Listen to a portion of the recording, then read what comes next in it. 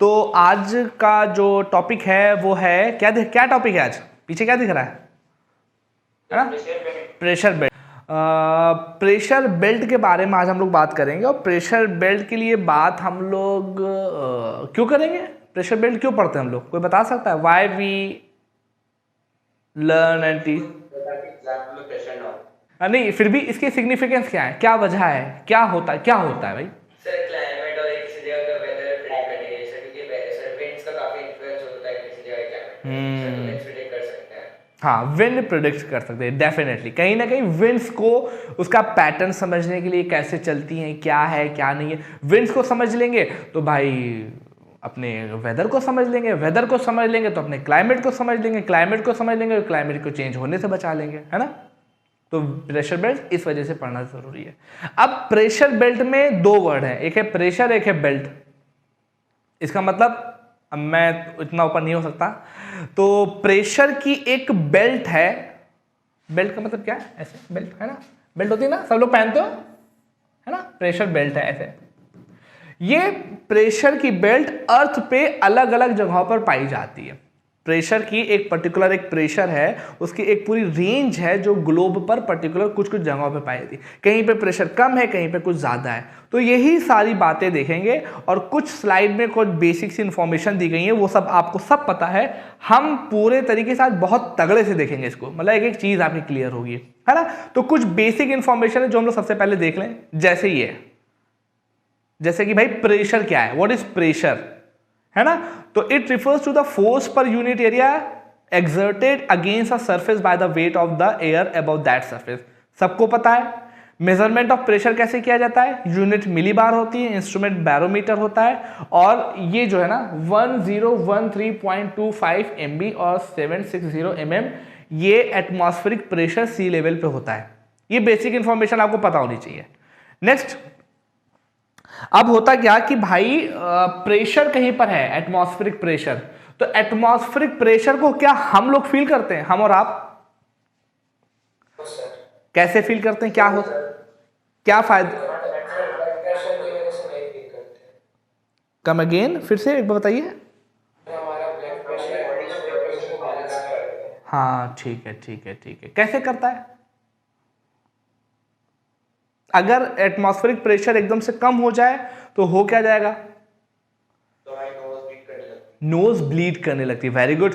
अच्छा ठीक है, ये चीज हो जाएगी। इट मीन्स कि जो एटमॉस्फेरिक प्रेशर है वो हमको कहीं ना कहीं बैलेंस में रखता है, उसकी वजह से ही बहुत सी चीजें बैलेंस में होती है, नहीं तो हमारी नोज से ब्लीड आने लगे, हमारा प्रेशर बहुत ज्यादा इंक्रीज हो जाए।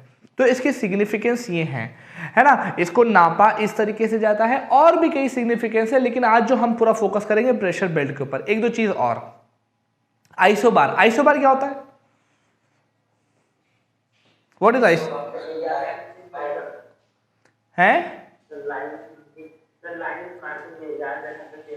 हाँ वेरी गुड, बहुत इजीली इसको एक चीज में और देख लें। जैसे मान लीजिए आपकी अर्थ है, एक जगह अर्थ पे प्रेशर है मान लीजिए कि 700 मिलीबार, यहां पर प्रेशर है 500 मिलीबार, यहां पे प्रेशर है 700 मिलीबार, यहां पे प्रेशर है 500 मिलीबार। तो जो सेम प्रेशर वाली पॉइंट होते हैं उनको जब हम एक लाइन में मिला देते हैं तो वो हमारे क्या होते हैं?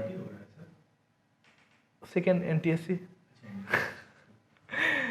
जब सेम प्रेशर वाली चीजों को हम लाइन को मिला देते हैं तो वो हमारा क्या कहलाता है? एक आइसोबार। इसी तरीके से यहां पे दूसरा वाला कौन सा है? 500 MB। तो जब सेम प्रेशर पॉइंट को, डॉटेड को हम आपस में मिला देते हैं, वही हमारी आइसोबार बन जाती है। अब उसी आइसोबार को अगर हम अपनी अर्थ पे मिलाएंगे तो अर्थ पे इतने देख रहे कॉन्टिनेंट है ना, तो इसमें देखिए कुछ फैक्ट ध्यान रखिएगा। 102 वाला प्रेशर बार को हमने मिलाया तो ऐसे डॉटेड लाइन बनी, उसके बाद 108 वाले को मिलाया, फिर 114 वाले को, 120 वाले को। इसी तरीके से वर्ल्ड में जनवरी के महीने में कुछ हमने प्रेशर बार को, मतलब आइसो बार को कंटेन किया। अब आइसो बार को हमने बना दिया तो उसके फायदे क्या हैं, होगा क्या इससे? आइसो बार को करने से फायदे क्या है, हमें क्या फायदे मिलेंगे आइसो बार बनाने से? आइसो बार को बनाने से, ड्रॉ करने से हमें बेनिफिट क्या होंगे? हाँ देखिए, विंड मूवमेंट पता चलेगा, इसके साथ ही साथ हमको ये पता चलेगा कि भाई कि विंड की स्पीड तेज है या कम है। बहुत ध्यान से देखिएगा, जब बहुत इस फिगर को बहुत ध्यान से देखिए कि जब दो कॉन्सिक्वेंट आइसोबार के बीच में डिस्टेंस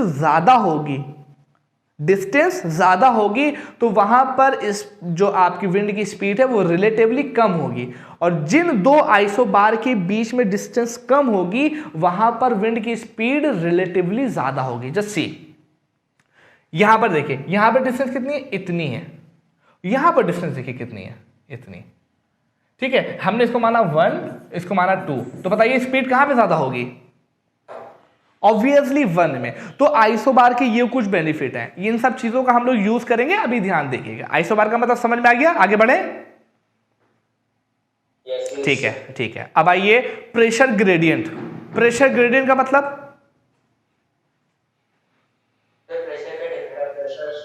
हाँ, मतलब ढलान जिसको बोलते हैं, हिंदी में बोलते हैं ढलान या स्लोप। इसमें भी मुझे कुछ आप लोगों को बहुत ज्यादा एक्सप्लेन करने की जरूरत नहीं है, सब आपको पता है कि प्रेशर ग्रेडियंट का मतलब क्या है ना। आगे बढ़ते हैं। प्रेशर ग्रेडियंट का मतलब ढलान, कि भाई एक प्रेशर से दूसरे प्रेशर की तरफ कितनी ढलान है, तो स्टीपनेस पता चलती है। जो मैंने आपको बताया इससे पहले लाइन में वो वही है बस। अब देखिए भाई, वो कौन कौन से ऐसे फैक्टर हैं जो हमारे एटमॉस्फेयर, हमारे प्रेशर को कहीं ना कहीं थोड़ा सा चेंज करते हैं। एल्टीट्यूड कैसे चेंज करता है, एल्टीट्यूड मतलब कि अगर हमारी हाइट बढ़ेगी तो हमारा एटमॉस्फेरिक प्रेशर कम हो जाता है। ये बात तो एकदम सबको पता है ना, एटमॉस्फेरिक प्रेशर कम हो जाता है, बस इतना बात ध्यान में रखिएगा। इसी तरीके से टेम्परेचर पे क्या होता है कि decrease with temperature increase. It means कि जब टेम्परेचर इंक्रीज किया जाएगा तो एटमॉस्फेरिक प्रेशर कम हो जाता है। इसका इनवर्स रिलेशन आप लोगों को पता है, T inversely proportional to 1/P होता है। इन सब चीजों का अभी बहुत यूज है, आगे जो मेन कॉन्सेप्ट हम लोग देखने वाले हैं ये बेसिक से है, इसके बारे में आप लोग देख लीजिएगा। आगे बढ़ते हैं। वाटर वेपर, तो आइसोबार एक तरह से ये भी कह सकते हैं कि आइसोबार का एक और काम है कि होता है टेंपरेचर बता देता है। आइसोबार नहीं, आइसोबार से टेम्परेचर के बारे में जनरली, आइसोबार जो होती है वो आपका प्रेशर की एक सेम प्रेशर वाली लाइन को जब आपस में मिला दिया जाए तो वो आइसोबार है। तो किस जगह पर कैसा प्रेशर है उसके बारे में ये सब चीजें बात बताता है। हाँ सर, लेकिन जैसे अगर एक जगह हाई प्रेशर है, मतलब आप जैसे ठंड पड़ रही है तो टेंपरेचर में तो आ सकता है, एकदम ला सकते हैं, डेफिनेटली, ऑब्वियसली इनवर्स रिलेशन है। टेम्परेचर कम होगा तो प्रेशर ज्यादा होगा, प्रेशर ज्यादा होगा तो टेम्परेचर कम होगा, एकदम कर सकते हैं। क्वेश्चन में अगर आए which of them is not a reason for मतलब which reason for drawing isobar, और उसमें दिया हो कि फॉर डिटरमिनिंग टेंपरेचर, तो सर वो सही होगा या गलत होगा। अगेन क्वेश्चन जो आपके कॉन्सेप्ट जो वैरी करते हैं वो सबसे इंपॉर्टेंट होने चाहिए। जैसे अभी आपने बोला कि इस हिसाब से हम ये भी ड्रॉ कर, आइसोबार के हिसाब से हम ये भी ड्रॉ कर सकते हैं कि आपका टेम्परेचर भी पता चल जाएगा। तो अगर क्वेश्चन है तो क्वेश्चन में सिर्फ एक तो ऑप्शन होगा नहीं, मल्टीपल ऑप्शन आएंगे, तो क्वेश्चन को देख के उसके हिसाब से आंसर लगाना पड़ेगा। और दूसरी तरह की चीज, आप बहुत ईजी वे में उसको कर ले जाओगे, क्योंकि इस तरह के क्वेश्चन आप जो पूछे जाएंगे ना, क्वेश्चन को देखने के बाद आप उसको बता पाएंगे। जैसे अभी आपने बोला इस हिसाब से तो वो चीज ड्रॉ की जा सकती है। अभी देखेंगे बहुत सारी चीजें आएंगी, वो क्वेश्चन जब आएगा ना, अभी हम लोगों ने एक बहुत अच्छा प्रोसेस किया हुआ है। अभी जब आज के बाद से, हो सकता है आज के बाद से जब भी एनटीएससी की क्लास हो, या हो सकता है नेक्स्ट वीक से, एकदम रैपिड वाला है वो, इस तरीके से तैयारी की जा रही है कि मतलब आपका एनटीएससी किसी भी तरीके से ना रुके। वो जो नेक्स्ट क्लासेस होने वाली हैं बहुत ही अमेजिंग होने वाली हैं, तो बड़ा मजा आने वाला है। तो सारी चीजें धीरे, उसमें हम लोग एमसीक्यूज करेंगे, जो आपने एमसीक्यूज अभी पूछा ना, उसी तरीके से ढेरों एमसीक्यू आपको मिलने वाले हैं। खूब करिएगा, बहुत सारे एमसीक्यूज मिलेंगे। फिलहाल अभी हमारा कॉन्सेप्ट बहुत इंपॉर्टेंट है, अभी फिलहाल इसको देख लेते हैं, बाकी क्वेश्चन बाद में करेंगे। वाटर वेपर किस तरीके से एटमॉस्फेरिक प्रेशर को हर्ट करेगा। अगर एक एयर है और एयर में अगर वाटर वेपर आ जाए, या मैं ऐसे बोलूं ह्यूमिडिटी बढ़ जाए, तो क्या होगा, प्रेशर कम होगा या ज्यादा हो जाएगा।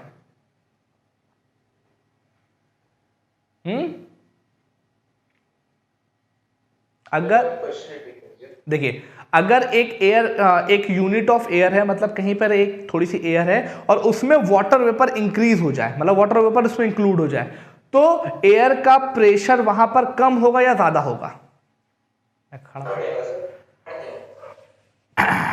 पक्का सर, क्योंकि मतलब उसमें ज्यादा चीजें पर यूनिट एरिया आ जाएगी, क्योंकि उसमें पानी भी है। चलिए, आज आपके लिए ये होमवर्क दिया, इस होमवर्क का मुझे आंसर चाहिए। क्या क्वेश्चन है, क्वेश्चन देख लिए पहले क्या है क्वेश्चन में, रुक जाइए आप लोगों को क्वेश्चन दे दूं भाई, एक क्वेश्चन आप लोग को दे दूं, ध्यान से देखेगा।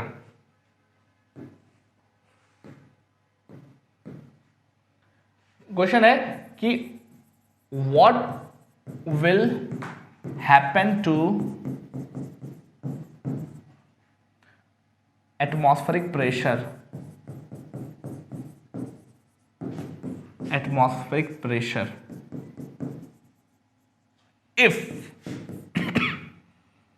if water vapor enters into dry air। ठीक है, क्या होगा अगर एटमॉस्फेरिक प्रेशर में, क्या होगा अगर वाटर वेपर ड्राई एयर में आ जाता है। तो ये क्वेश्चन का जवाब आपको देना है, कमेंट सेक्शन में करिएगा और ग्रुप पे मैसेज पढ़ना चाहिए। और अगर ग्रुप पे आप लोग नहीं जा मैसेज कर सकते हो तो मुझे पर्सनली इसका आंसर चाहिए। And each and every person, 30 लोग हैं, मुझे सबके नाम पता है, ध्यान रखिएगा, सबके आंसर मुझे चाहिए कम से कम। इसका आंसर आपको देना है, बढ़ेगा या घटेगा, एक्सप्लेनेशन हम लोग बाद में देख लेंगे, ठीक है। इसको बहुत ध्यान से। तो ये क्वेश्चन है आप लोगों को। अब इसके बाद अब आएगा मेरा next point, rotation of earth, सारी चीजें भी देख लेंगे। अब देखते हैं कि भाई सारा मुद्दा देखते हैं कि प्रेशर बेल्ट एग्जैक्टली है क्या। डेफिनेशन के हिसाब से थोड़ा बहुत देख लीजिए कि the distribution of atmospheric pressure across the latitude is termed as global horizontal distribution of pressure, पता है क्या लिखा है, and its zonal character is known as pressure belt. बहुत अजीब सी इक्वेशन है। अब इसको खाली अब जो मैं बता रहा हूं वो देखिए। हाँ, प्रेशर बेल्ट क्या होती है, दिस इज योर ग्लोब, है ना, ये है इक्वेटर, ठीक है। उसके बाद 30 डिग्री पे जाइए, फिर उसके बाद 60 डिग्री पे जाइए, उसके बाद 30 डिग्री पे जाइए, उसके बाद 60 डिग्री पे जाइए, और उसके बाद ये क्या है 90 डिग्री। चलिए जल्दी से क्लासिफिकेशन बताइए, बाकी सबके कारण मैं बताता हूं। इस वाले रीजन को क्या बोलते हैं, इस वाले प्रेशर बेल्ट को क्या बोला जाता है, इसको क्या, हाँ वेरी गुड, सब ट्रॉपिकल हाई प्रेशर। सब ट्रॉपिकल हाई प्रेशर, इसी तरीके से ये भी तो है ना, सब ट्रॉपिकल हाई प्रेशर। इसको क्या बोलते हैं,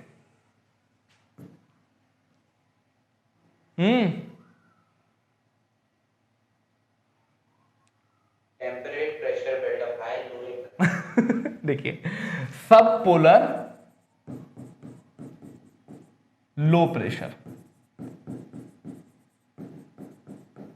इसी तरीके से ये भी हो जाएगी सब पोलर लो प्रेशर, ठीक। अब ये क्या है, पोलर हाई, ये भी नीचे भी क्या होगा पोलर हाई, ठीक है। और ये वाला जो बीच वाला रीजन है इसे क्या बोलते हैं, इक्वेटोरियल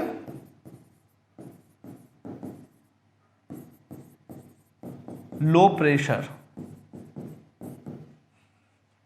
बात समझ में आई। देखिए अभी ये क्लासिफिकेशन है, अब इसी को समझना है क्या चीज होती है, ध्यान रखिएगा। इक्वेटर पर सबसे कम प्रेशर होता है, क्यों, क्योंकि डायरेक्ट विजिबल होती है। इसके बाद जो सब ट्रॉपिकल है, 30 डिग्री को हमने सब ट्रॉपिकल बोला, यहां पर हाई प्रेशर, इसी तरीके से साउथ सदर्न हेमिस्फीयर में सब ट्रॉपिकल हाई प्रेशर होगा। क्यों होगा अभी मैं बताऊंगा सब चीजें। इसके बाद हम बढ़ते हैं 60 डिग्री, जिसको हम क्या बोलते हैं, सब पोलर लो प्रेशर बोलते हैं। इसी तरीके से यही सेम प्रोसेस सदर्न हेमिस्फीयर में होगा, सब polar low pressure southern hemisphere में होगा। पोलर पे हमेशा हाई प्रेशर होता है, यहां पर आपका हाई प्रेशर होता है। ये तो आपको ध्यान में रखना है। अब ये होता कैसे है, इसको समझने के लिए आप लोगों को कुछ एक मेरे साथ यहां पर थोड़ा सा एकदम ध्यान रखना पड़ेगा, बहुत ध्यान से देखिएगा, बहुत बहुत बहुत ध्यान से, कई कॉन्सेप्ट यहां पर आपके रिवाइज होंगे। सबसे पहले लेते हैं ये बड़ा, ध्यान से देखिए।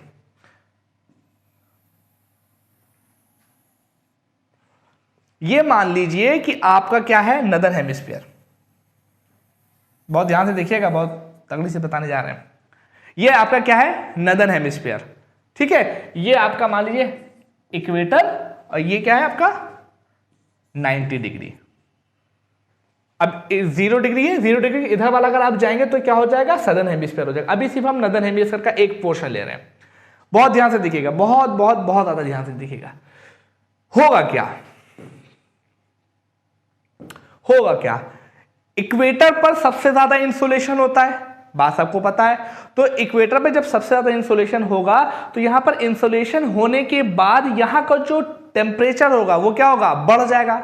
अब जब टेम्परेचर बढ़ जाएगा तो एयर क्या करेगी, एक्सपेंड करके ऊपर की तरफ जाएगी ना, ऐसे ऐसे ऊपर जाएगी कि नहीं जाएगी, जाएगी, ठीक है। क्यों जाएगी, क्योंकि यहां पर टेम्परेचर ज्यादा है, इसी वजह से एयर ऊपर जाएगी। अब ऊपर कहां तक जाएगी, ये मैटर है, ऊपर कहां तक जाएगी।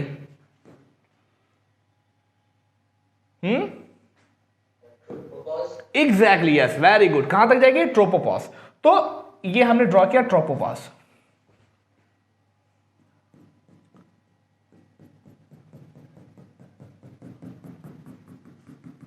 ट्रोपोपॉज इक्वेटर पे आपको पता ही है ट्रोपोपॉज की लेंथ ज्यादा, ये रीजन है क्योंकि स्ट्रेटोपॉज के पास आके बाद हालत खराब हो जाती है। ट्रोपोपॉज एक जंक्शन होता है, फिर वहां पर जाके इतनी ठंडी हो जाती है कि और ऊपर नहीं जाएगी, और ऊपर जाएगी तो दिक्कत होती है। तो ट्रोपोपॉज तक पहुंचने के बाद वो इतनी ठंडी होती है, फिर उसके बाद वो डिसेंड करने लगती है, नीचे की तरफ आने लगती है। अभी बताऊंगा, अभी ध्यान रखिए, अभी बस इतना ध्यान रखना है कि वो ट्रोपोपॉज तक जाएगी। और उसके आगे क्यों नहीं जा पाती, उसके पीछे रीजन, बिकॉज वहां पर आने के बाद यहां पर इतनी ठंडी हो जाती है कि अब वो नीचे की तरफ सबडक्ट होने लगती है ना,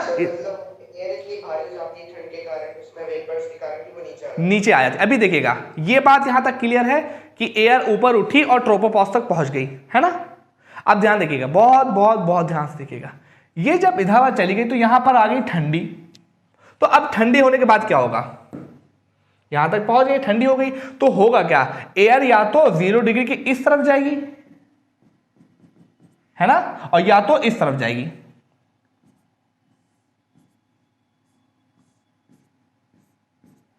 यही तो प्रोसेस होगा। इधर आने के बाद या तो इधर जाएगी या तो इधर वाल जाएगी। होता क्या है कि अभी हम लोग नदर्न हेमिस्फीयर के बारे में बात कर रहे हैं, तो हमने मान लिया कि ये इस तरफ ही जाएगी। बहुत ध्यान से, यहां तो कोई दिक्कत नहीं। अब होता क्या है, ध्यान से देखिएगा, ये जो ऐसे जा रही है तो 30 डिग्री 30 डिग्री के करीब जब ये पहुंचती है तो होता क्या है कि 30 डिग्री के पास सिचुएशन कुछ इस तरीके, एज यहां पर थोड़ा गर्मी है लेकिन 30 डिग्री पे एज कंपेयर टू दिस ये ठंडा इलाका हो जाएगा। ऑलरेडी ये ठंडी है, तो इसको कुछ सिचुएशन ऐसी यहां पे दिखती है कि नीचे की तरफ सबडक्ट होने लगती है, नीचे की तरफ सबडक्ट हो जाएगी। ये यहां पर हो गई सबडक्ट, नीचे की तरफ आ गई। अब सबडक्ट आने होने के बाद फिर यहां पर क्या है, अर्थ का क्या है, ये सरफेस ही तो है। अब सरफेस में दो कंडीशन होगी, या तो ये इस तरफ जाएगी या तो ये इस तरफ जाएगी, या तो नहीं, मतलब थोड़ी सी इधर वाल जाएगी और थोड़ी सी इधर वाल जाएगी। अभी हमें क्या करना है कि यहां से एयर उठी, ट्रोपोपॉज पे पहुंची, ठंडी हुई तो दोनों तरफ जा रही, इस तरफ भी जाएगी तो सदर्न हेमिस्फीयर में चली जाएगी, इधर जाएगी तो नदर्न हेमिस्फीयर में। हम एक तरफ का समझ रहे हैं, दूसरी तरफ वाला अपने आप हो जाएगा।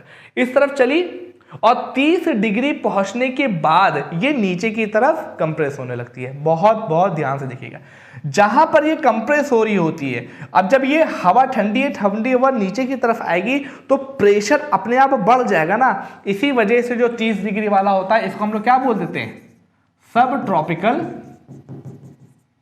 High pressure.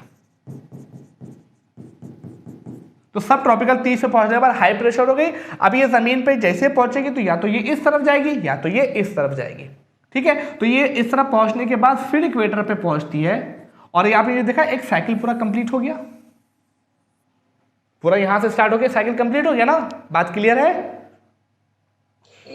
इसी, हाँ बताइए। जब वो 0 डिग्री से ऊपर जाएगी तो परपेंडिकुलरली नीचे क्यों आ जाती है वापस? नहीं पर अब जैसे चीज ये देखिए, ये बंदूक तो है नहीं, मैटर क्या है, एकदम ये नहीं है कि एकदम बंदूक की तरह ऊपर गई है उसी तरह नीचे जाएगी, एयर है, ये थोड़ा सा स्पेस लेते हुए चल रही है। अब जैसे ये जीरो से एकदम परपेंडिकुलर नहीं जा रही है, वापस इस वजह से नहीं आएगी, ये ऊपर जाएगी तो वापस इस वजह से नहीं आएगी। अब सोचने वाली बात है, एक जगह पे टेम्परेचर है मान लीजिए कि 20 डिग्री, वहां से एक एयर ऊपर जा रही है, यहां पे टेम्परेचर अभी भी 20 बना हुआ है, तो वापस वो कैसे आएगी, वापस तभी आएगी जब ठंडी हो जाए, और ठंडी होने के बाद उस जगह पे जाएगी जहां पर 20 डिग्री से कम टेम्परेचर। तो 20 डिग्री से टेम्परेचर कम कहां पे होगा, ऑब्वियसली 30 डिग्री हम लोग आइडियली इस वजह से लेते हैं कि मोस्ट ऑफ द एयर वहां पर सब्जेक्ट होती है, ज्यादातर एयर वहीं पे होती है, इस वजह से हम लेते हैं। ये जो साइकिल कंप्लीट हो रही है इसका एक पर्टिकुलर नाम है, अभी नाम नहीं बताऊंगा, नाम हम आपको पूरा कंप्लीट कर दे तीनों साइकिल तब आपको बताया जाएगा।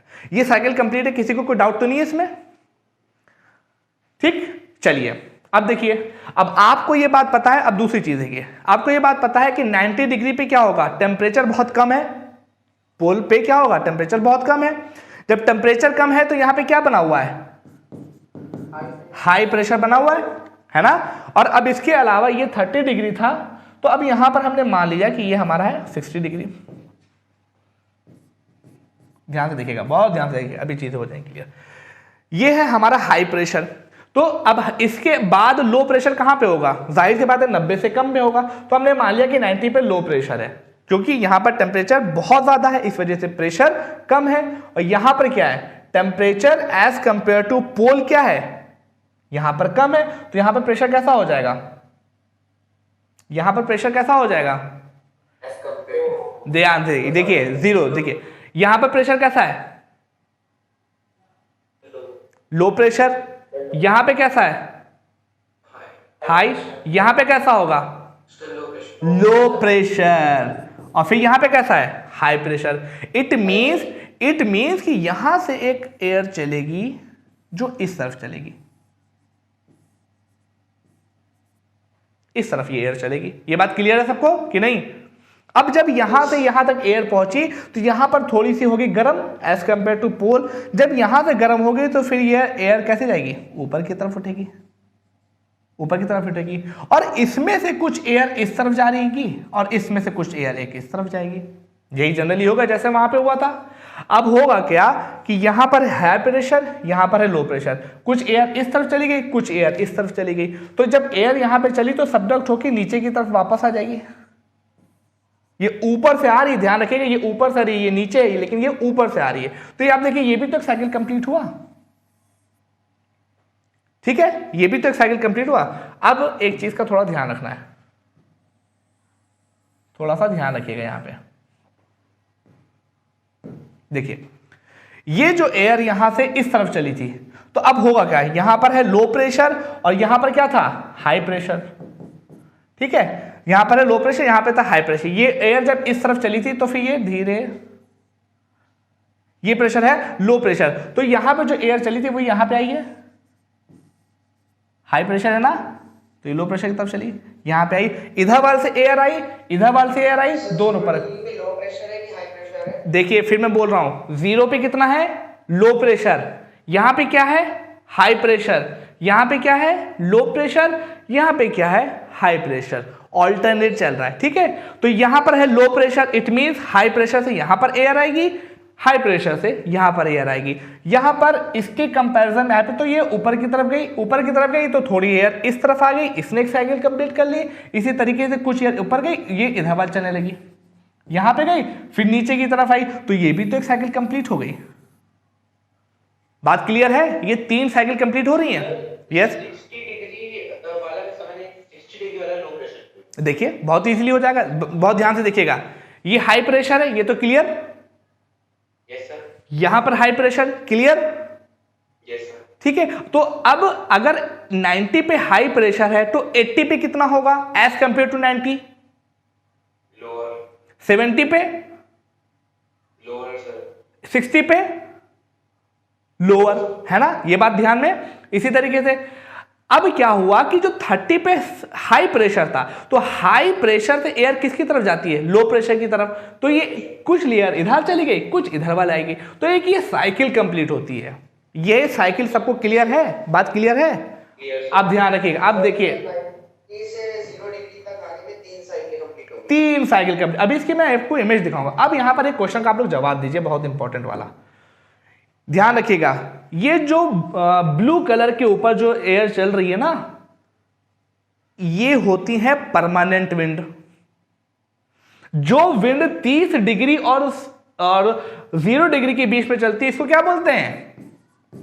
ट्रेड विंड्स, है ना। और जो 30 से 60 डिग्री के बीच में चल रही होती है, इसको क्या बोलते हैं? वेस्टर्लीज। और जो 60 से 90 के बीच में चल रहे होते हैं, उनको क्या बोलते हैं? Polar easterlies. बात समझ में आ रही है? तो ये देखिए, परमानेंट ये तीनों ही हैं, ये साइकिल ये तीनों ही हैं। अभी मैं बताऊंगा, अभी चीजें आएंगी। तो ये बात समझ में आ रही है कि ट्रेड विंड कैसे चलती है? साइकिल की वजह से। क्लियर है ना ये बात? अभी देखिए ये चीज है। अब इसको एक इमेज फॉर्म में देखते हैं। जस्ट सी दिस, बहुत ध्यान से देखिएगा। यह है आपकी एक अर्थ, है ना। तो अर्थ में ध्यान से देखिए, ये था इक्वेटर वाला रीजन। इक्वेटर से थोड़ी एयर ऊपर उठी, तो जो पहली साइकिल बनी थी उस साइकिल को हम लोग क्या बोलते हैं? Hadley cycle, Hadley cell.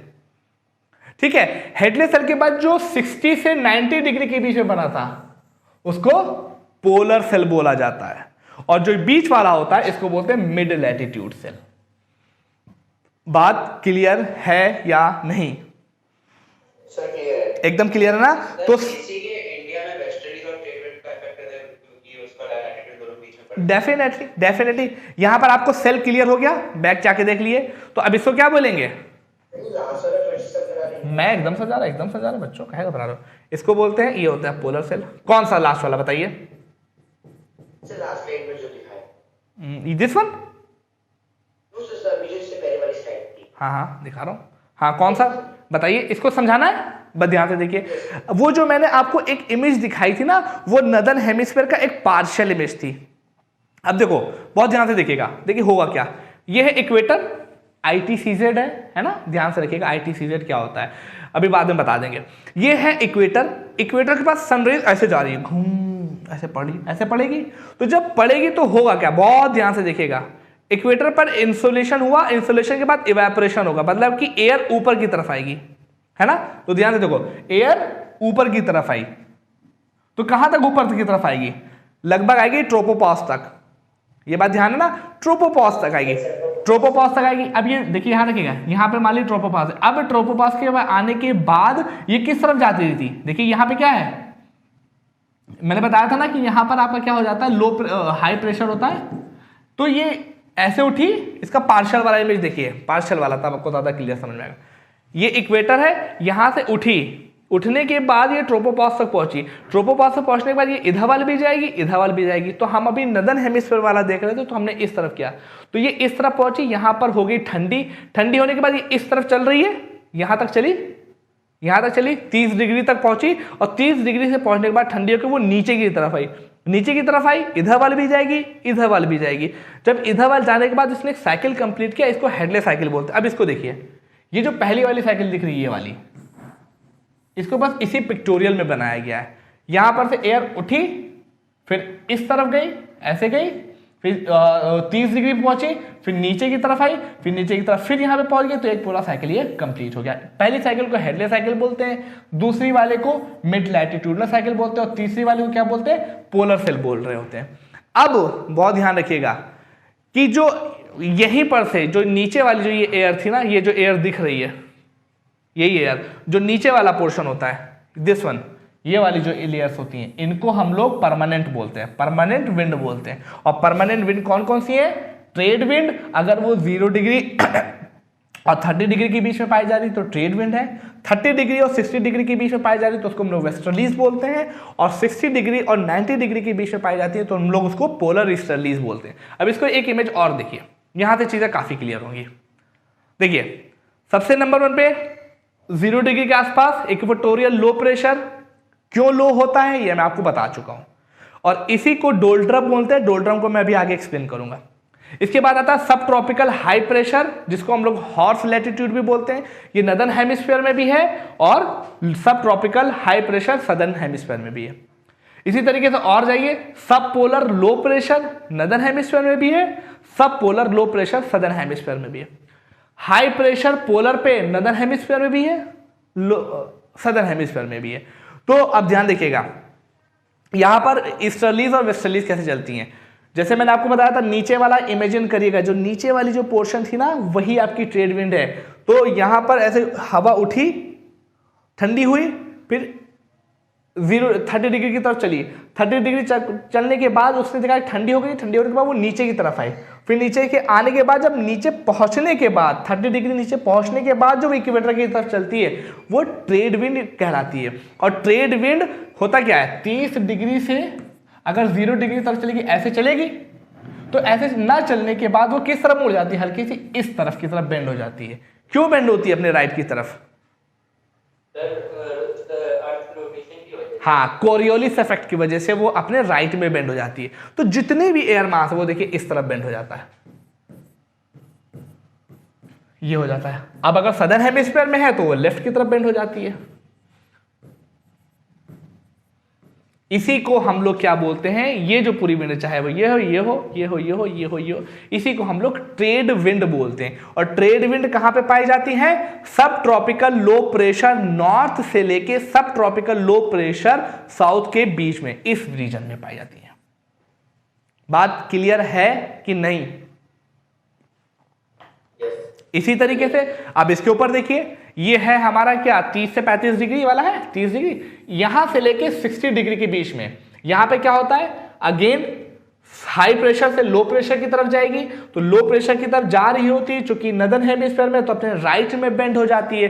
तो वो जब अगर एयर ऐसे जाएगी तो ऐसे ना जाके इस तरफ बेंड हो जाएगी, अपने राइट में बेंड हो जाएगी। यहां पर जो एयर है ना, फिर ये बेंड हो जाएगी। अब यहाँ साउथ में देखिए, सदर्न हेमिस्फीयर में यहां से एयर है, इस तरफ आएगी जनरली, लेकिन चूंकि ये लेफ्ट सदर्न हेमिस्फीयर में है तो कोरियोलिस इफेक्ट क्या कहता है, वो अपने लेफ्ट की तरफ बेंड हो जाएगी, तो ये कुछ इस तरीके से बेंड हो जाएगी। यहां पे जो पॉइंट होगा वो ऐसे आना चाहेगा, लेकिन कोरियोलिस इफेक्ट की वजह से इस तरफ बेंड हो जाएगा। तो जो ये विंड चल रही होती है, ये जो पूरा प्रोसेस होता है, इसको हम लोग क्या बोलते हैं, वेस्टर्लीज बोलते हैं। वेस्टर्लीज नदर्न हेमिस्फीयर में भी है, सदर्न हेमिस्फीयर में है। उनके चलने का जो क्षेत्र है वो 30 to 35 से लेके 60 डिग्री नॉर्थ और 30 to 35 से लेके 60 डिग्री साउथ में होता है। बस again same process, high pressure से लो प्रेशर की तरफ जब ये वाली विंड चलती है तो इसको हम लोग पोलर ईस्टर्लीज बोल देते हैं। और ये तीनों ही प्रकार की wind northern hemisphere, southern hemisphere में पाई जाती है, और इन्हीं को हम लोग परमानेंट विंड भी बोलते हैं। बात क्लियर या नहीं? यस सर, एकदम क्लियर है। कोई डाउट हो तो पूछ सकते हैं आप लोग। हाँ, बहुत अच्छा, वेरी गुड। देखिए अभी दो तीन पॉइंट यहाँ पे एक्सप्लेन करने हैं। एक लिखा हुआ है हॉफ लैटिट्यूड, है ना, और एक लिखा हुआ है डोल्ड्रम। ये दो चीज है ना, इसको जानना जरूरी है। देखिए अब मान लीजिए, इसको मैं मिटाने दे रहा हूं, आई होप, है ना। मान लीजिए कि आप किसी शिप पे जा रहे हो, है ना, आप हो और आपके दोस्त हैं, और शिप पे जा रहे हो आप गए गल्फ कंट्रीज, और वहां से बहुत सारा सामान आपने खरीदा, और आपको पता चला कि भाई वहां पे जो घोड़े मिलते हैं ना, अरबी घोड़े, वो बहुत गजब होते हैं। तो हमने सोचा भाई अरबी घोड़ा भी 1-2 खरीद लेते हैं। तो 4-5 अरबी घोड़े आपने खरीदे और बहुत सारा सामान अपने साथ खरीदा और लेके पहुंच रहे, इंडिया आ रहे हैं। ध्यान से रखिएगा, कहाँ आ रहे? इंडिया आ रहे हैं। अब इंडिया आने लगे तो एक जगह पहुंचे तो पता चला यार बहुत, इससे पहले जब जा रहे थे तो चप्पू उनको ज़्यादा नहीं चलाना पड़ा। समझ ली, पुराने ज़माने में बहुत ज़्यादा मेहनत करनी पड़ रही यार, एकदम से इतना फोर्स क्यों लगाना पड़ा। तो पता चला कि वहाँ पर थोड़ी सिचुएशन काम टाइप की है, मतलब हवाएं नहीं चल रही, वो सिचुएशन नॉर्मल सी है। इस वजह से हमको वहाँ पर थोड़ा जोर ज़्यादा लगाना पड़ा, लेकिन इतना जोर लगाना पड़ गया कि अब हिम्मत नहीं रही कि आगे बढ़े वो। तो आपने क्या काम किया कि भैया जान बचाना ज़रूरी है, सामान तो बाद में भी ले लेंगे, पहले जान बचाओ। तो जान बचाने के लिए क्या करना पड़ेगा, अगर समुद्र में फंस गए, समुद्र से निकलना पड़ेगा।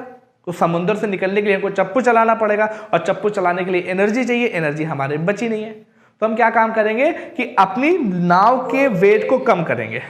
बस यही हुआ, आप लोग समझ गए। अपनी नाव के वेट को कम करने के लिए उस पर्टिकुलर लैटिट्यूड में पहुंचने के बाद जहां पे काम सिचुएशन हो जाती थी, लोगों ने अपने सामान को फेंका, सामान के साथ साथ जो घोड़े ले आ रहे थे उनको वो लोग समुद्र में फेंक देते थे। उसी वजह से बस इसका नाम पड़ गया हॉर्स लैटिट्यूड। बात समझ में आई? ये कौन सा होता है सर? हॉर्स लैटिट्यूड है, आप कुछ और उधर रख सकते हैं? नहीं रख सकते, क्योंकि नहीं, असल में ट्रेडिशनली मशहूर है। क्या रख सकते थे? Horse latitude. हॉर्स लैटिट्यूड के अलावा कुछ नाम? सर हॉर्स लैटिट्यूड और भी तो चीजें फेंकी होंगी। नहीं, दो मशहूर क्या है? ऐसे तो बहुत सारा सामान फेंका जाता है, लेकिन जो मशहूर है ना वो हॉर्स ही है। अरे कुछ नहीं फेंका जाता था, बस खाली कहानी है, बस समझ लो, बस ऐसा है। जिसको किसी ने फेंक दी होगी, फेंकने वाले तो बहुत है ना, सब फेंके करते हैं यहाँ पे। ध्यान देखो, हॉर्स लैटिट्यूड क्यों। अब क्वेश्चन देखिए यहाँ पे क्या है, हॉर्स लैटिट्यूड में ऐसा क्या होता है कि उनको फेंकना पड़ा? क्या हुआ भाई हॉर्स लैटिट्यूड? नहीं है सर। है? वहां पे तो हवा नहीं चलती। क्यों नहीं हवा चल रही है? देखिए यहां पर इतनी अच्छी हवा चल रही है, इस रीजन में, इस वाले रीजन में कितनी अच्छी हवा चल रही है, इस वाले में कितनी अच्छी वेस्टर्लीज चल रही है, तो भाई यहां पे क्यों नहीं चल रही है भाई? सर ये घोड़ों को फेंक चलेंगे। इस वाले रीजन में हवा क्यों नहीं चल रही है? बताओ, थोड़ा दिमाग लगाओ यार, तब तो बात। क्यों नहीं चल रही है? ध्यान रखिएगा, दो कॉन्सेप्ट हैं। यहां पर है हाई प्रेशर, बहुत बहुत बहुत ध्यान से देखिएगा। जो हाई प्रेशर रीजन होते हैं, जहां पर हाई प्रेशर पाया जाता है, वहां पर की सिचुएशन बड़ी काम होती है, बहुत काम होती है। काम का मतलब नॉर्मल सी होती है। और जहां पर लो प्रेशर पाया जाता है, वहां की सिचुएशन थोड़ा स्टॉर्मी, वायलेंट, पानी बरस रहा है, बरसात हो रही। क्यों होता है? क्योंकि लो प्रेशर है तो हवा हर तरफ से चलती है और वहां पर पहुंचने की कोशिश करती है। तो अगर हवा चल रही है और वो ओशन से होके जाएगी तो पानी बरसाएगी। यही तो होता है, मानसून यही तो है। तो जो लो प्रेशर होते हैं, लो प्रेशर जोन होते हैं, वो बड़े स्टॉर्मी और वायलेंट वाली जगह होती है। मतलब वहां पर अक्सर एटमॉस्फेरिक कंडीशन हुआ करती है, एटमॉस्फेरिक सिचुएशन बना करती हैं, लाइक पानी बरस गया, बिजली गरज गई, ये सब चीजें हुआ करती हैं। लेकिन जहां पर हाई प्रेशर होता है, वहां पर इस तरह की सिचुएशन नहीं होती, वहां पर सिचुएशन काम होती है। समझ रहे ना? तो जब हॉर्स लैटिट्यूड 30 से 35 डिग्री के बीच में पहुंचते थे, तो वहां पर सिचुएशन क्या है? हाई प्रेशर बन रहा है। हाई प्रेशर कैसे बन रहा है वो भी बता चुका हूं। हाई प्रेशर बन रहा है, और हाई प्रेशर बनने की वजह से वहां पर जो शिप के ओनर होते थे, जो शिप चालक होते थे, उनको बहुत ज़्यादा फोर्स लगाना पड़ता था। और जब फोर्स लगाना पड़ता था तो वो अपना सामान एक एक करके फेंकते थे, उसी में अपने घोड़ों को भी फेंक देते थे। और जब घोड़ों को फेंक देते थे, वही मिसाल बहुत कंटिन्यू हो गई। और आज भी माना जाता है कि उस पर्टिकुलर लैटिट्यूड को, चाहे वो नदर्न हेमिस्फीयर में हो, चाहे वो सदर्न हेमिस्फीयर में हो, हॉर्स लैटिट्यूड बोला जाता है। ओके? लेकिन अगर हॉर्स लैटिट्यूड हाई, मतलब हाई प्रेशर पे है, तो वो भी तो लो प्रेशर की तरफ अपनी वेट्स भेज रहे हो, तो वो भी तो इम्पेक्ट करेक्ट होगा। नहीं, अब देखिए फिर भी बात है, बहुत ध्यान से देखिएगा। मैंने इसी वजह से आपको पहले एक कह सकते हैं कि एक सेगमेंट वाला आपको इमेज दिखाई। हो क्या रहा है कि वहां पर एयर वर्टिकली, देखिए वहां पर एयर वर्टिकली सबडक्ट हो रही है, हॉरिजॉन्टली ज्यादा मोमेंट नहीं है, उसके अवे होके मोमेंट हो रहा है उस पर्टिकुलर रीजन के बाद। जैसे मान लीजिए कि एक हवा जैसे 35, जैसे मान लीजिए 30 लैटिट्यूड यही है, अब हवा हॉरिजॉन्टली चले तो यूं चलेगी। लेकिन अगर 35 पे आपकी वर्टिकली हवा, इमेजिन करिए कि आप 30 लैटिट्यूड पे खड़े हैं, वहां पर हवा कैसे चलेगी? इधर वर्टिकली, इधर हॉरिजॉन्टली। तो वर्टिकली मतलब आपके ऊपर से हवा एक आ रही है, तो ये ज़्यादा इफेक्ट नहीं डालती है, स्टॉर्मी कंडीशन नहीं होती। लेकिन जो हॉरिजॉन्टली चल रही है, जैसे मानसून है, मानसून कैसी विंड है? हॉरिजॉन्टली चल रही होती है। जो तूफान आता है ना, वो हॉरिजॉन्टली विंड होती हैं, तो हॉरिजॉन्टली वाली ज़्यादा असर करती हैं। मतलब कहने का मतलब, इसका मतलब ये नहीं कि एकदम नहीं आती, आती हैं, लेकिन as compare to horizontal winds वो कहीं ना कहीं कम इम्पैक्ट रखती हैं और सिचुएशन कुछ नॉर्मल सी ही बनी रहती है। ठीक है? तो ये सिचुएशन थी। अब दूसरा पॉइंट है यहाँ पे डोल्ड्रम। डोल्ड्रम क्या है? कभी सुना ना?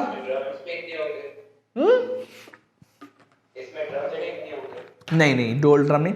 डोल्ड्रम का मतलब होता है, लिटरल मीनिंग होती है जो सबसे लोवेस्ट पॉइंट, सबसे लोवेस्ट टेम्परेचर वाले रीजन को कहीं ना कहीं डोल्टन बोलते हैं एज कंपैरिजन में डोल्टन। ध्यान से देखो, देखिए ITCZ नाम सुना है ना? क्या होता है? Lowest pressure. देखिए ये है अर्थ, ठीक। अब ये है आपके इक्वेटर, इक्वेटर के 5 डिग्री नॉर्थ और 5 डिग्री साउथ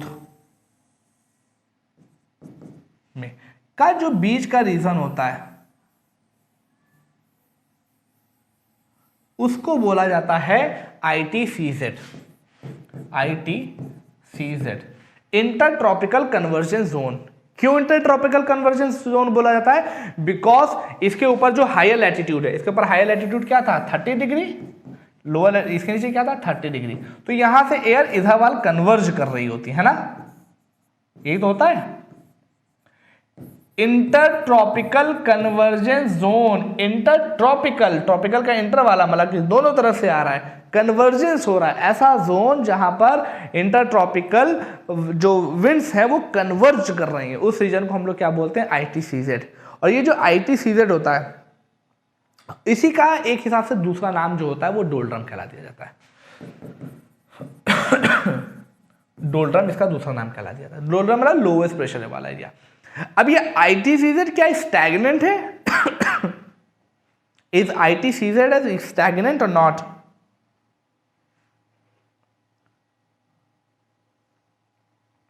ITCZ क्या रुका हुआ होता है अपनी पोजीशन पे? क्या हमेशा 5 डिग्री नॉर्थ टू साउथ ही रहेगा?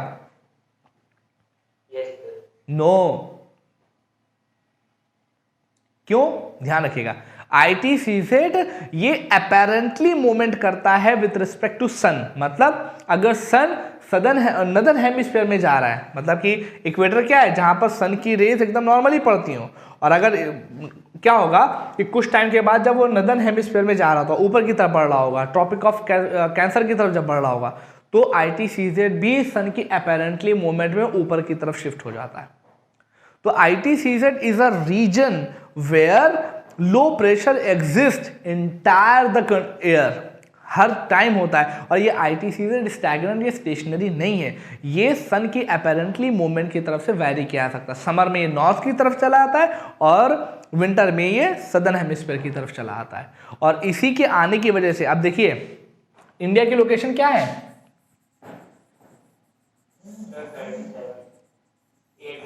ठीक है, 8 डिग्री से लेके 37 तक है। तो आप लोग को जब मैं मॉनसून पढ़ा रहा था तब आप लोग को मैंने बताया था कि इसमें ITCZ भी इंपॉर्टेंट रोल प्ले करता है। तो जब भाई 8 डिग्री पे है, ITCZ यहां पर होता है, तो मैंने क्या बताया था? जब मॉनसून आता है तो उसकी जो पोजीशन होती है वो कुछ यहां पर हो जाती है, बताया था ना। तो जब 5 डिग्री नॉर्थ और 5 डिग्री साउथ पे है तो फिर वहां कैसे चला गया? इस वजह से चला गया बिकॉज ये सन के अपेरेंटली मूवमेंट करता है। जैसे जैसे सन नदर्न हेमिस्फीयर में ऊपर जाएगा, ITCZ भी उसी के हिसाब से ऊपर चला जाएगा। क्यों चला जाएगा? इसके पीछे भी रीजन है, बिकॉज जहां जहां सन का इंसोलेशन ज्यादा होगा वहीं पर तो सबसे लो प्रेशर बनेगा, इसी वजह से ITCZ भी ऊपर और नीचे चला जाता है। और इसी का दूसरा नाम कहीं ना कहीं डोल्ड्रम भी उसको बोला जाता है। बात क्लियर एवरीवन? ठीक है, तो ये था। Sorry, come again.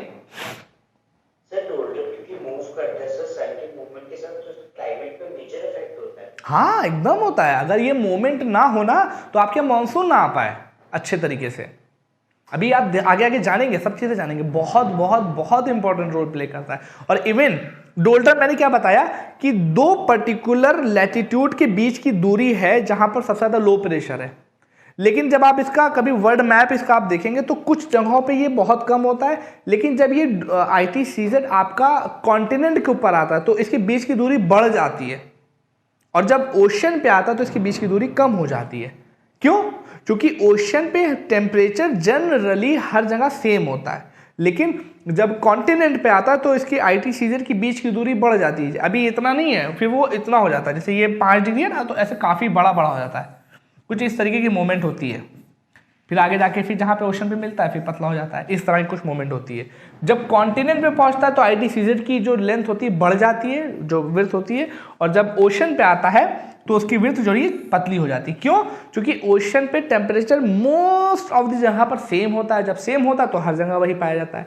लेकिन जब कॉन्टिनेंट पे आती है तो एक जगह पे टेम्परेचर बहुत हाई होगा, एक जगह पे टेम्परेचर कम होगा, क्योंकि जो कॉन्टिनेंट होते हैं वो सन की रेज की वजह से जल्दी गर्म हो जाते हैं, और जो ओशन होते हैं एज कंपेयर टू कॉन्टिनेंट थोड़ा देर में गर्म होते हैं। तो टेम्परेचर डिफरेंस की वजह से जो आपका ITCZ उसकी विड्थ भी कहीं ना कहीं बढ़ जाती है। आगे आने वाली क्लासेस में ये सब चीज़ें आप लोग को मिलेंगी। अभी फिलहाल के लिए इतना जानिए कि ITCZ is a zone where the trade wind converges, और ये सबसे लो प्रेशर का एरिया होता है, और ये टाइम के हिसाब से सन के अपेरेंटली मूवमेंट के हिसाब से ये ऊपर या नीचे जाया करता है।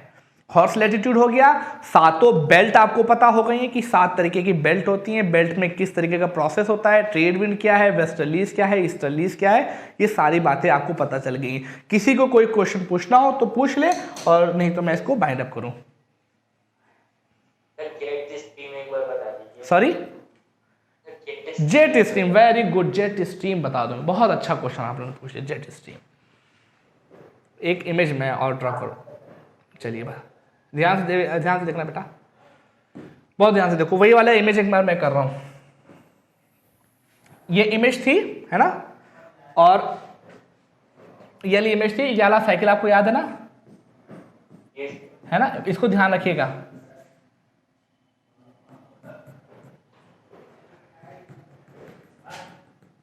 बस एक साइकिल समझ लीजिए हो जाएगा।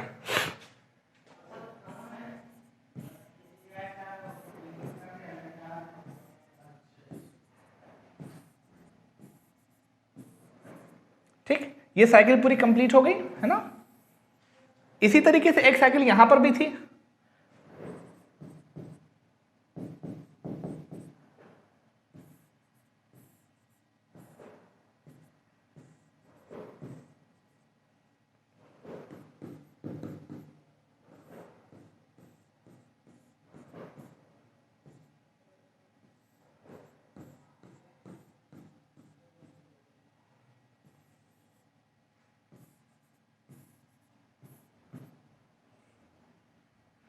अब बहुत ध्यान से देखिएगा, बहुत बहुत बहुत बहुत ध्यान से देखिएगा, बहुत इंपॉर्टेंटली चीज बताने जा रहा हूं, ध्यान से देखिएगा। यहां पर जो एयर है और यहां पर जो एयर है, यहां से जो ये वाली जो एयर आ रही है और जो ये वाली एयर आ रही है, दोनों का नेचर क्या है?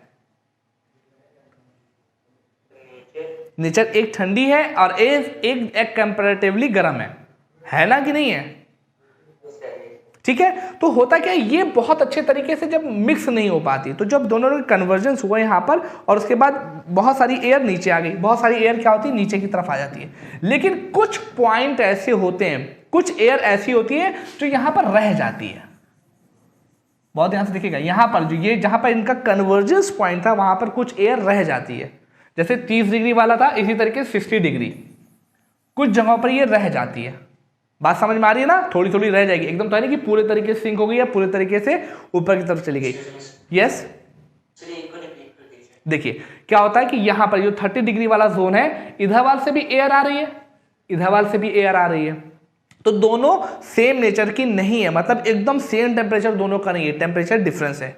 ये वाली जो एयर आ रही है, ये वाली जो एयर है, इसमें एज कंपेरिजन थोड़ा सा एक गर्म है एक ठंडी है, दोनों मिक्स पूरे तरीके से नहीं हो पाती है, लेकिन जितनी भी मिक्स होती है, थोड़ी सी एयर इधर वाल आती है, लेकिन थोड़ी सी एयर यहाँ पर रह जाती है जो कहीं नहीं जा पाती। एक एयर मास रह जाता है जो कहीं नहीं जा पाता। सेम प्रोसेस यहाँ पर भी है, कुछ एयर ऐसी है जो कहीं नहीं जा पाती, वो वहीं पर रह पाती, नीचे की तरफ नहीं उतर पाती, ऊपर की तरफ नहीं जा पाती। तो क्या होता है फिर उसके साथ, और आपको यहीं पे पता है कोरियोलिस फोर्स। तो कोरियोलिस फोर्स सिर्फ नीचे ही नहीं लगता, ट्रोपोपॉज के ऊपर भी कोरियोलिस फोर्स लग रहा होता है। और कोरियोलिस फोर्स की डायरेक्शन क्या होती है? जो अर्थ की डायरेक्शन, अर्थ की मूवमेंट की डायरेक्शन होती है वेस्ट टू ईस्ट। तो जब कोरियोलिस फोर्स इसके ऊपर लगता है ट्रोपोपॉज के ऊपर जो एयर मास जमा होता है, जब वो लगेगा तो इसको वेस्ट टू ईस्ट एक मूवमेंट करा देता है। जो मूवमेंट कराता वही आपकी जेट स्ट्रीम है। बात समझ में आई कि नहीं?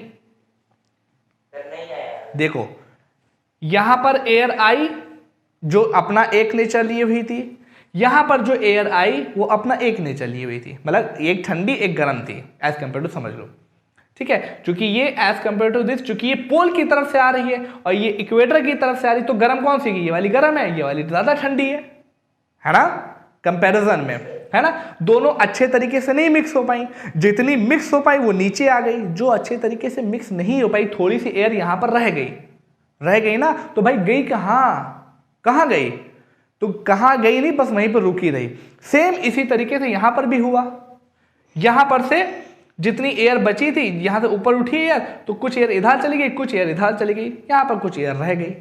जब यहां पर कुछ एयर रह गई, यहां पर कुछ एयर रह गई, तो भाई गई कहां, इस पर लगा कोरियोलिस फोर्स, और कोरियोलिस फोर्स ने इसको 30 डिग्री और 60 डिग्री पर बहुत तेजी से वेस्ट टू ईस्ट की तरफ घुमा दिया। और वेस्ट टू ईस्ट की तरफ जब घुमाया, तो घुमाने के बाद कुछ इस तरीके का स्ट्रक्चर बन के आया, देखिए, ध्यान से देख रहे हैं। तो जो 60 डिग्री पे बनी उसको हमने क्या बोला, पोलर जेट स्ट्रीम। इसी तरीके से जो 30 डिग्री पे बनी उसको हमने क्या बोला, सब ट्रॉपिकल जेट स्ट्रीम। बात समझ में आई कि नहीं आई? अब ये है क्या, होती क्या है कि जेट स्ट्रीम वो विंड होती हैं कि जो कि अर्थ से लगभग 10 से लेके 15 किलोमीटर हाइट पे बन रही होती हैं। ये कौन सी हाइट है, ये वाली हाइट कौन सी है, ट्रोपोपॉज। और ट्रोपोपॉज क्या होता है, अलग अलग जगह पे अलग अलग होता है। जनरली यहां पर बहुत ज्यादा होता है इक्वेटर पे, और यहां पर बहुत कम होता है। तो ट्रोपोपॉज पे 30 डिग्री पे लगभग 10-11 किलोमीटर पे होती है, 60 डिग्री पे कम से कम ये 7-8 किलोमीटर पे होती है। तो जेट स्ट्रीम क्या है, ये हायर एल्टीट्यूड पे पाई जाने वाली विंड्स होती हैं, जो कि एक डायरेक्शन में कहीं ना कहीं पूरे तरीके से विंड को घूम रही होती हैं। ध्यान रखिए, the jet stream is a geostrophic wind which blow horizontally through the upper layer of the troposphere, upper layer of the troposphere, and generally from west to east. क्यों? बिकॉज कोरियोलिस फोर्स की वजह से, at an altitude of this, लगभग 10 से 15 kilometre के लिख सकते हैं आप, वो फीट में दिया हुआ है, कहां तक चेंज करेंगे। Jet stream develop where air masses of different temperature meet. कहां पे? Air masses of different temperature meets करते, तो वो कहां पे हो रहे थे, 30 डिग्री पे एक जगह हो रहा था और एक 60 डिग्री पे हो रहा था। जो 60 डिग्री पे हुआ वो पोलर जेट स्ट्रीम कहलाएगी, और जो 30 डिग्री पे हुआ उसको हमने क्या बोला, subtropical jet stream. So usually surface temperature determine where the jet stream will follow. तो कहने का मतलब यह है कि जेट स्ट्रीम ट्रोपोपॉज या हायर एल्टीट्यूड पर जहां पर एयर मासेस जमा होता है, डिफरेंट एयर मासेस आके आपस में मिलकर जमा होते हैं, वो वॉइड क्रिएट होता है, फिर उसी समय कोरियोलिस फोर्स उस पर लगता है, तो वो कुछ पूरे अर्थ की इस तरीके से मूवमेंट करवा देता है, और इसी को हम लोग क्या बोलते हैं, जेट स्ट्रीम बोलते हैं। बात समझ में आई कि नहीं?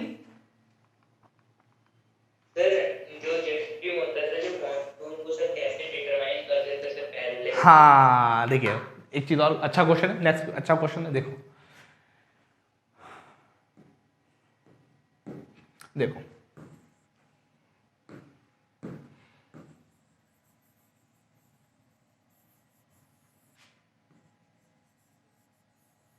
है ना, मैंने बताया था ना कि वो जो जेट स्ट्रीम है वो किस तरीके से वर्क करती है। जेट स्ट्रीम यहां पर कौन सी आएगी, सब ट्रॉपिकल जेट स्ट्रीम आएगी ना, बिकॉज 30 डिग्री वाला है ना, तो सब ट्रॉपिकल जेट स्ट्रीम ऐसे से आ रही है। यहां पर होता क्या है, ये क्या है, तिब्बतियन प्लेटू, बहुत ध्यान से, तिब्बतियन प्लेटू है। तिब्बतियन प्लेटू जब मॉनसून का सीजन होता है तो यहां पर बहुत ज्यादा गर्मी हो रही होती है ना, बहुत ज्यादा गर्मी होती है, बहुत ज्यादा गर्मी होती है। और जब ट्रॉपिकल जेट, ये भी क्या होता है, ये ऊपर की तरफ जाए तो सब ट्रॉपिकल जेट स्ट्रीम ऐसे से चल रही होती है, तिब्बतियन प्लेटू वाले रीजन में आती है। तो आने के बाद इस वाले पर जब यहाँ पर माहौल थोड़ा सा गर्म होता है और टेम्परेचर यहाँ पर कम होता है, तो तिब्बतियन वाले रीजन के पास मिलने के बाद ये जो सब ट्रॉपिकल जेट स्ट्रीम है ना, सब ट्रॉपिकल वेस्टर्ली जेट स्ट्रीम है, ये यहां से घूमती हुई ये कन्वर्ट होती है, ऐसे आती है, और आने के बाद जो यहां पर जो मॉनसून ऐसे इस तरफ जा रहा होता है उसको स्ट्रेंथन कर देती है। इस तरीके से चीजें होती हैं। तो सब ट्रॉपिकल वेस्टर्ली जेट स्ट्रीम जो होती है वेस्ट टू ईस्ट जो चल रही होती हैं वो तिब्बतियन प्लेटो के पास जब गर्मी हो रही होती है उसके इन्फ्लुएंस में आती है तो वो कन्वर्ट हो जाती है किसमें, सब ट्रॉपिकल ईस्टर्ली जेट स्ट्रीम में।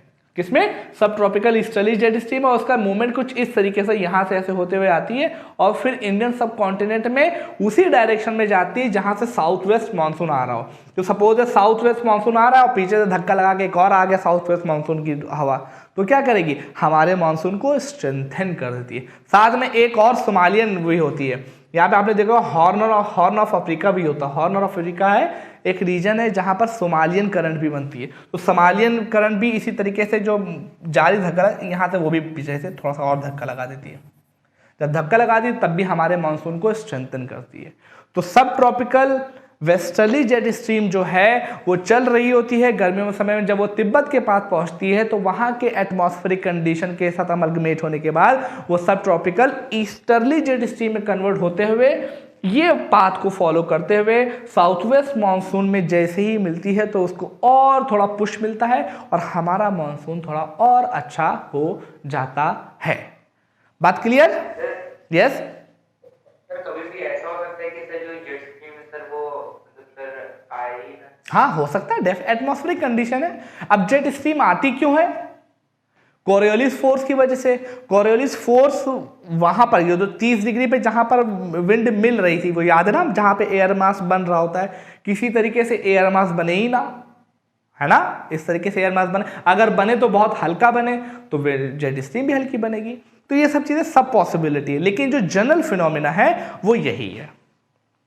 ठीक है, सर जो जेट स्ट्रीम होता है ये जो साउथ मानसून में चलता है सर उसको बहुत ज्यादा इफेक्ट कर देता है कि सर मतलब बहुत ज्यादा स्ट्रेंथन कर देता है कि सर थोड़ा बहुत? अगर बहुत ज्यादा करेगा, बहुत ज्यादा का मतलब करेगा तो बर्स्ट लाइक सिचुएशन हो जाएगी। बहुत ज्यादा नहीं, इतना कर देता है कि हमें अच्छा मानसून मिलता है, बस ये है। बहुत ज्यादा का मतलब बहुत, अब ये बहुत सबका अलग अलग होता है ना, जैसे कभी कभी खाना खाने जाओ तो कहते हैं बहुत हो गया, बहुत हो गया, तो सबका बहुत भी अलग अलग होता है। ठीक है, तो ये सब चीजें होती हैं, बाकी आप लोग बताते रहिए। और अब आप लोग एकदम रेडी हो जाइए, बहुत तगड़ा प्लान है आप लोगों के लिए एनटीसी को एकदम क्रॉस करने के लिए। तो ये आज के लिए है।